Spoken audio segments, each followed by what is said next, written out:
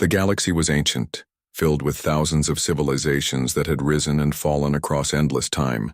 Empires had been built on the ruins of others, and every race carried stories of wars, victories, and defeats. Yet among all those stories, one warning was repeated more than any other. It was about a single blue planet that circled an ordinary yellow star. A world called Earth.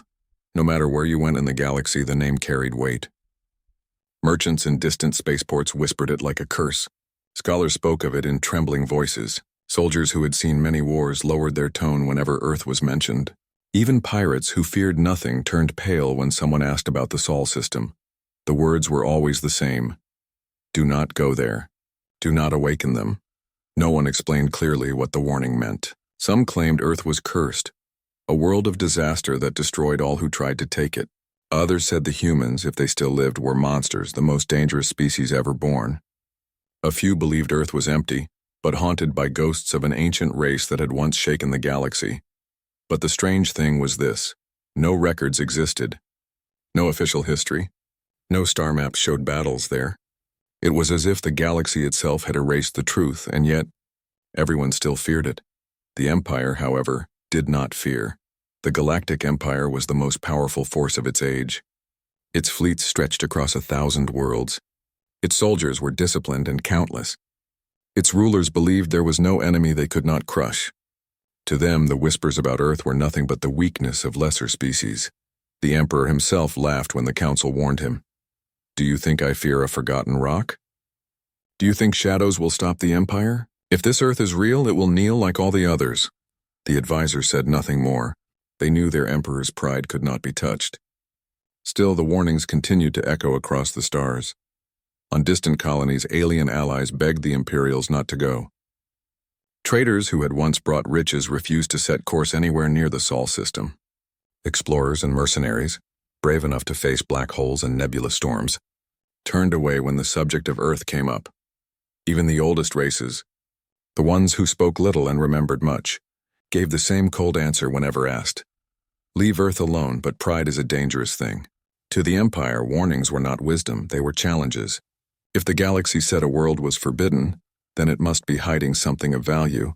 If others were too afraid, then conquering Earth would only prove imperial greatness. So the decision was made. The Sol system would be explored. Earth would be claimed. The Emperor's words became an order. Let the people of this so-called cursed planet see the banners of the Empire. Let their fear end and our dominion begin. And so the first fleet was sent. The soldiers were confident. They laughed at the stories, mocking the merchants and the elders who had tried to warn them.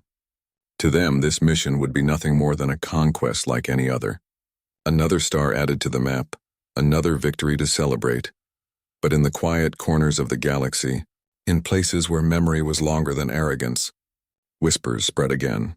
The same words repeated, carried like wind through the void. Don't go to Earth. And those who had lived long enough to know the truth closed their eyes in sorrow. Because they understood something. The Empire did not. The humans had not been forgotten. They had only been sleeping. And some things should never be woken.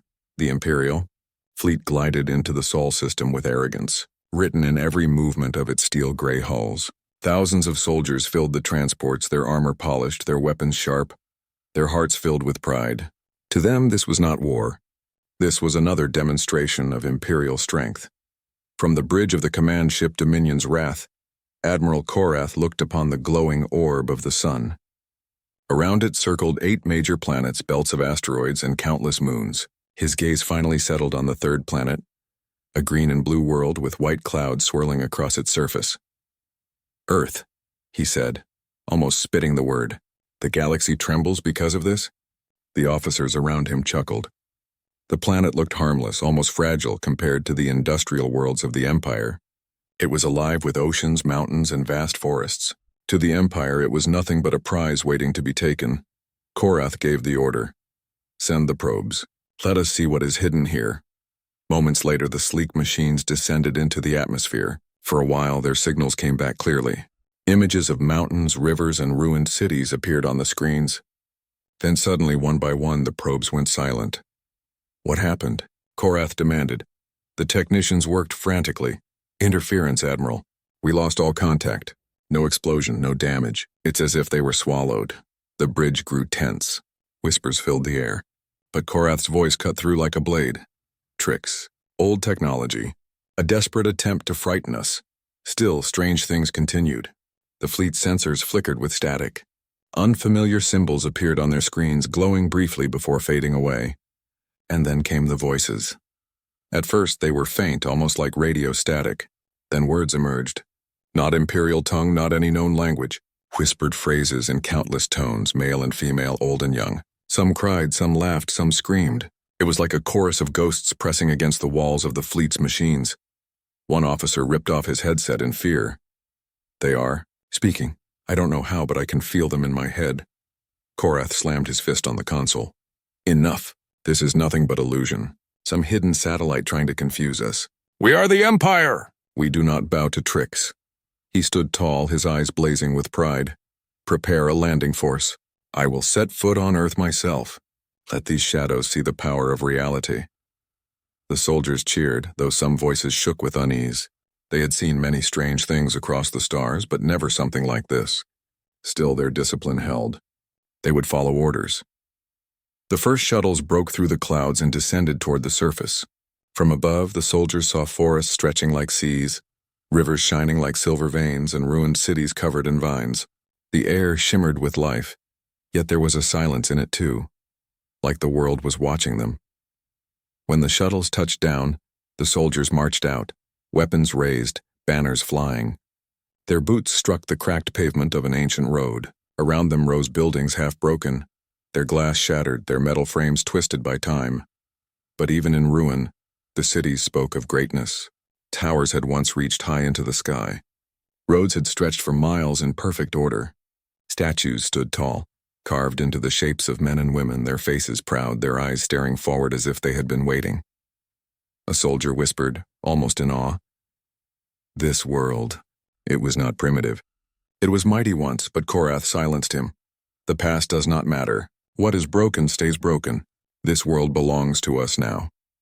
Yet as they pushed deeper into the ruins, a strange feeling grew. It was not fear of battle, but something heavier. The silence of Earth was not empty. It was patient, and then, in that silence, the ground trembled. The soldiers froze. Weapons tightened in their grip. From the shadow of a ruined building, a figure stepped forward. It was human. Not broken. Not weak, alive, strong, waiting. The soldier's voice cracked. Admiral, they're here.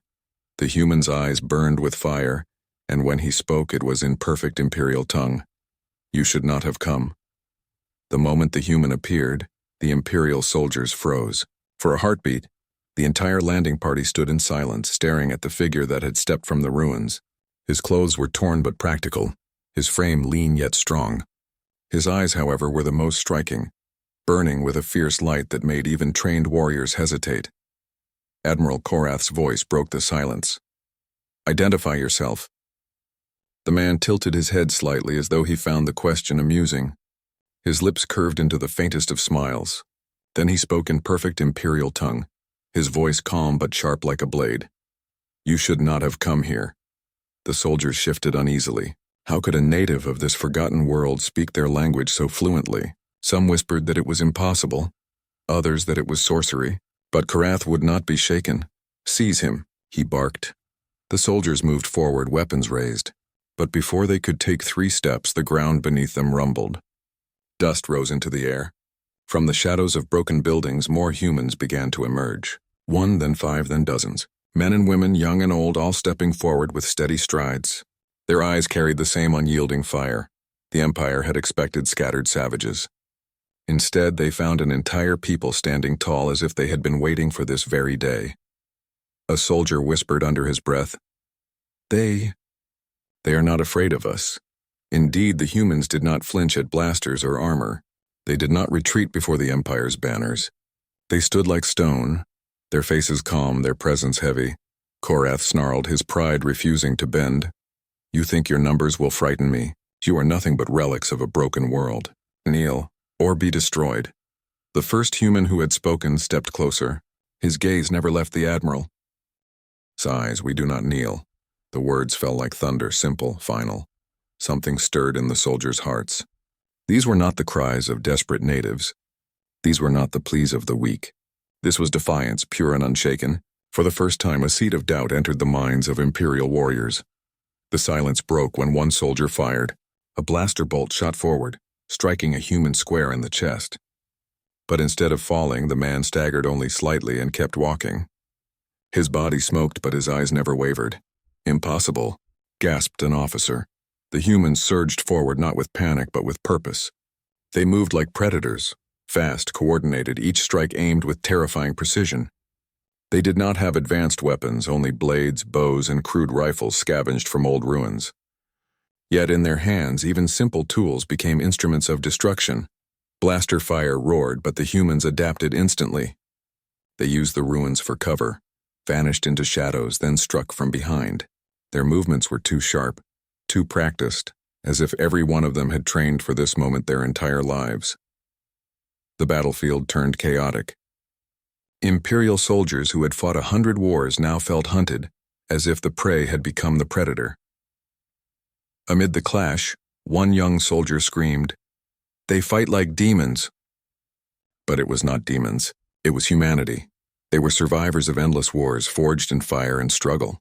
Their world had taught them pain, hunger, and loss. And from those trials they had learned one truth: never submit. Korath watched his soldiers fall back in disarray. His chest tightened, though he refused to admit fear. Still, he could not deny what his eyes showed him. These humans were not weak. They were something far worse for the Empire. They were dangerous. As the last echoes of gunfire faded, the humans stood unbroken. The leader looked once more at the Admiral and spoke, his voice calm but filled with warning. "You think you came here to conquer, but you have only awakened what should have been left sleeping." Korath's hand trembled for the first time in years, and deep within the ruins of Earth, the giants of humanity were beginning to stir. The ruins of Earth shook with the sound of war. Smoke rose into the skies, and fire lit the broken streets as the Empire unleashed its fury. Admiral Korath's orders echoed through the comms. "Crush them! Show these savages the might of the Empire." Blasters roared. Cannons thundered from orbit, sending fire raining down upon the planet. Soldiers advanced in perfect formation, their armor gleaming, their banners high. To any other world, this display would have been enough to bring terror and surrender. But Earth was not like other worlds. The humans did not run. They did not scatter.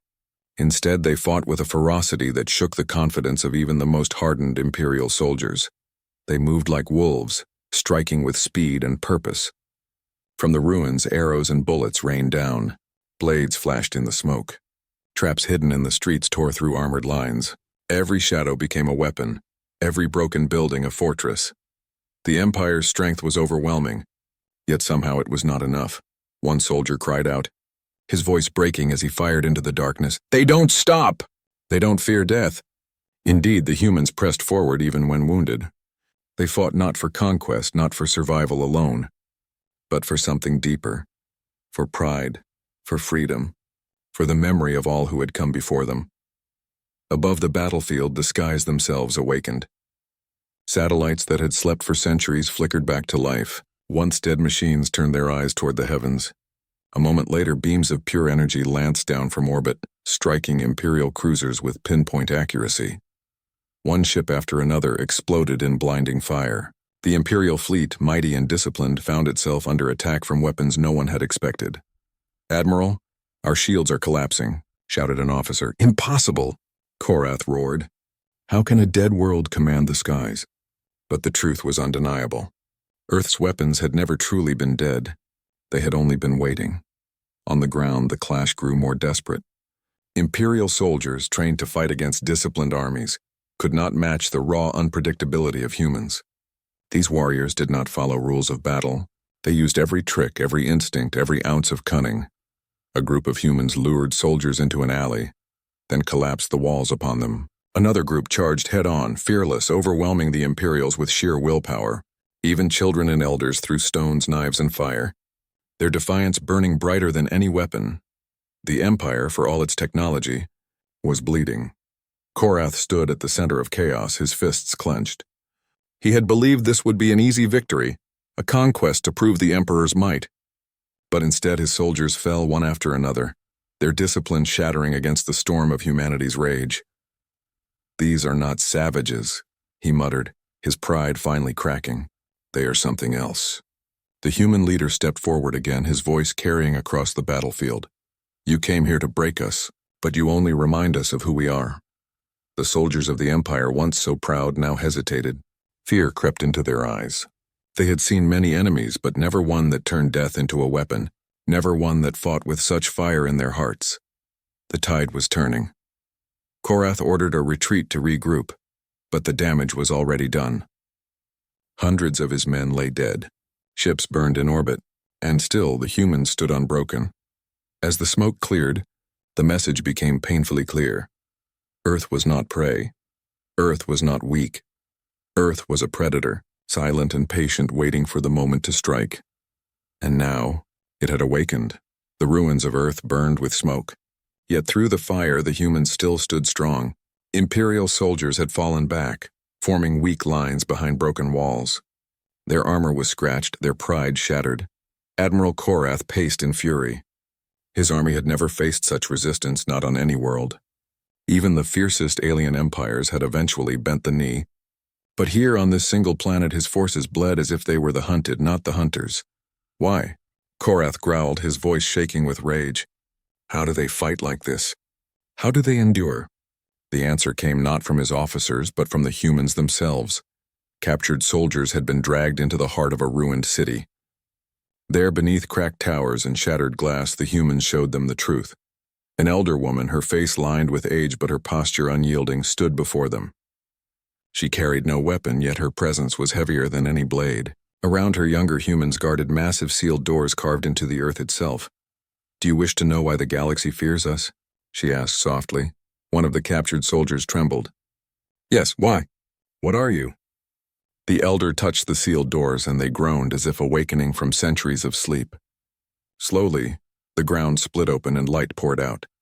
Inside the vast chamber lay machines unlike anything the Imperials had ever seen. Colossal weapons of war, their designs older than the Empire itself. Cannons large enough to shatter moons, engines that pulsed with dormant energy, and fleets of metal beasts waiting in silence. The prisoners gasped in awe and terror.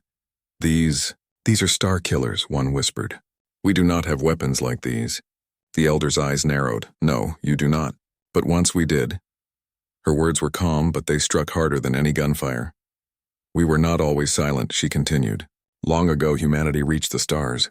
We fought empires greater than yours, armies larger, fleets stronger, and we won. But the cost was high. Worlds burned, billions died, and in the end, we chose to step back. We buried our weapons. We erased ourselves from the stars. Not because we were weak, but because the galaxy was not ready for us. The soldiers shivered as her voice grew heavier. For centuries we slept. We hid our strength so that others might live free of our shadow. And yet, she gestured at the broken streets above them. You came. You ignored the warnings. You woke us. One prisoner fell to his knees, trembling. We were told not to come here. Yes, the elder said, her voice filled with sorrow. Every race in the galaxy remembers what we once were. They feared us not because we were cruel, but because we were unstoppable. And now your empire has forced us to remember ourselves. The silence in the chamber was suffocating. Even the Imperial soldiers hardened by war felt the weight of her die. Orcs. They looked upon the machines, and in their hearts they knew the truth. The warnings had not been superstition. They had been mercy. The elder's gaze burned into them, sharp as steel. Tell your admiral this. Humanity does not seek thrones or tribute, but if you bring war to our world, we will not stop. We will dig up every weapon, awaken every machine, and remind the stars why they once feared our name. Her words echoed like thunder in the hollow chamber. Above, in orbit, Korath stared at the flames of battle and felt a chill run through his veins. He did not yet know what his captured soldiers had seen. He did not yet know what waited beneath the earth, but he felt it. For the first time in his career, Admiral Korath understood what it meant to stand before something far greater than an empire. He understood the meaning of the warnings, and deep down, though he would never say it aloud, he felt fear. The fires of battle had spread across Earth like veins of molten anger. Imperial soldiers, once proud and confident, now fled in disarray. Their weapons, advanced as they were, barely held against the humans' relentless assaults. Every step they took into the streets of ruined cities was met with cunning and fury that they could not predict. Admiral Korath watched from the bridge of the command ship, his hands clenched into fists. The galaxy had promised him victory. The Empire had never faced defeat on this scale. And yet, before his eyes, centuries of pride and power were crumbling. In orbit, the fleet's mighty ships burned. Beams of light, fired from long-forgotten satellites hidden around the planet, tore through cruisers with terrifying precision. Entire squadrons were annihilated in moments, their screams carried across space waves that no one could intercept. Down below, the humans did not cheer. They did not celebrate. They moved with a calm determination, each step deliberate, each strike purposeful. They fought with the knowledge of generations that had survived countless wars. They were not savages, they were guardians of their world. Word of Earth's resistance spread faster than any message could travel.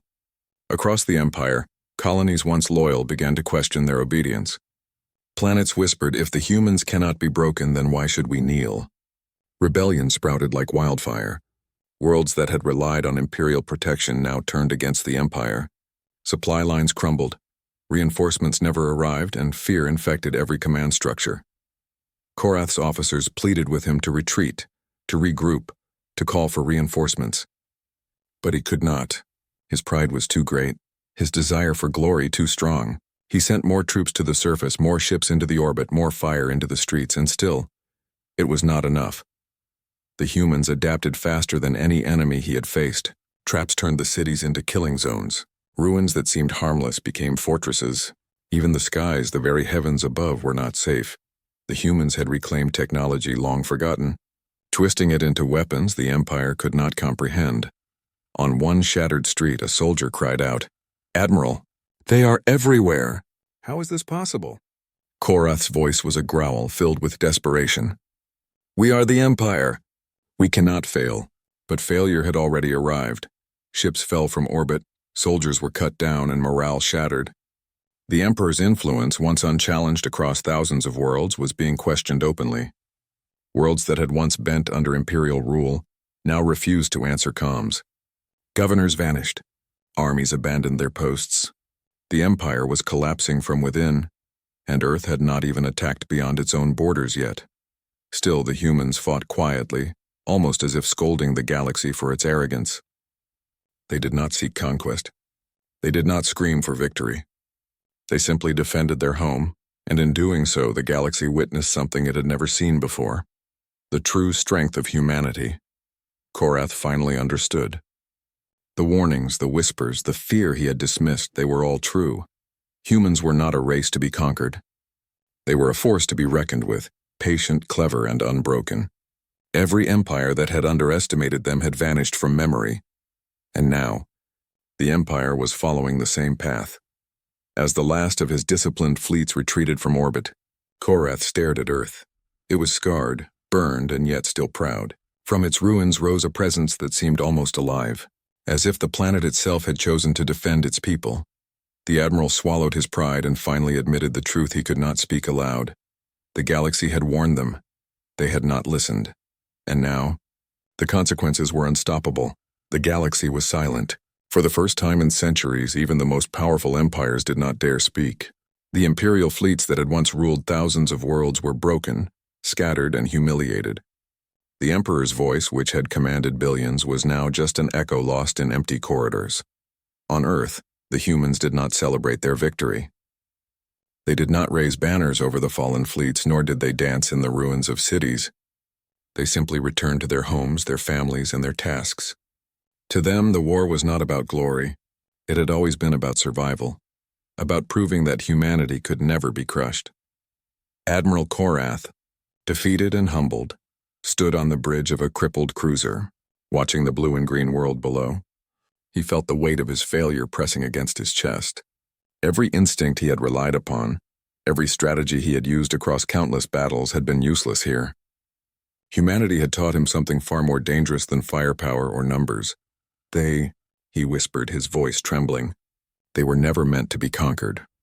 The humans had risen not just in strength but in spirit. The captured soldiers had spoken of the elder woman and her hidden chambers, of weapons and machines older than time, and of the truth behind the warnings whispered across the galaxy. The humans had been patient for centuries, choosing to hide rather than dominate, and now, forced by the Empire's arrogance, they had shown the galaxy why they had been feared. Across distant star systems, news of Earth's defense spread like lightning. Worlds that had once bowed to imperial rule reconsidered their allegiance. Even alien civilizations that had long avoided conflict began to see humans with awe, respect, and a hint of fear. They understood something they had not before. Humanity was not just strong, it was relentless, patient, and unbreakable. From the ashes of the Empire, new orders emerged. Former colonies began rebuilding their own governments freed from the yoke of fear, but everywhere the name of Earth was spoken with reverence. It was a warning and a promise. A single planet had defeated the greatest empire the galaxy had ever known, and humanity had done so without surrendering its morality or honor. In the ruins, the humans gathered. The elder woman walked among the young and the old alike, her voice calm but resolute. "We do not seek war. We do not seek conquest. But the galaxy must learn that we are awake. We will not hide again. We will not allow our world to be threatened." A young soldier newly trained in the art of defense asked quietly, "Will they come again?" The elder looked at the sky, at the remains of the Imperial fleet burning in orbit. Her eyes were fierce and certain. "Perhaps.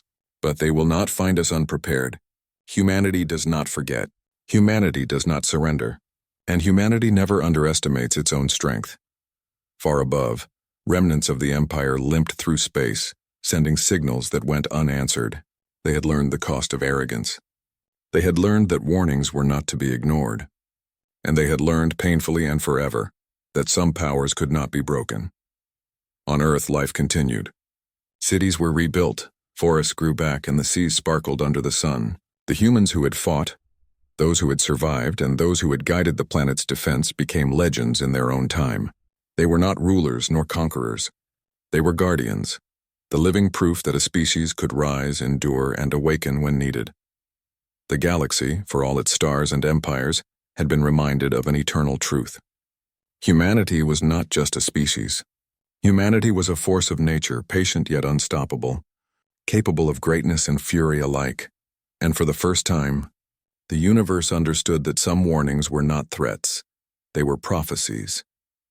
The humans had awakened.